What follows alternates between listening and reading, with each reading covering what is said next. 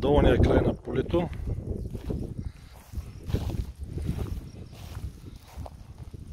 все още са течни торовите маси и всичко е съхнало тук, освен някои плевелни растения.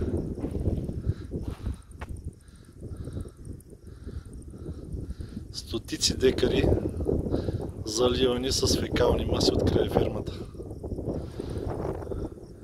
На няколко стотин метра от помпените станции по река Тунджа.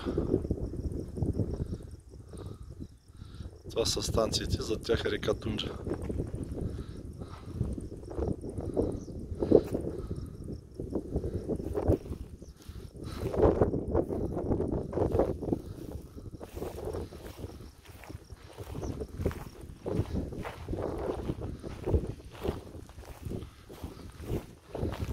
Стотици декари и хиляди тонове фекална маса от най-модерната кравеферма.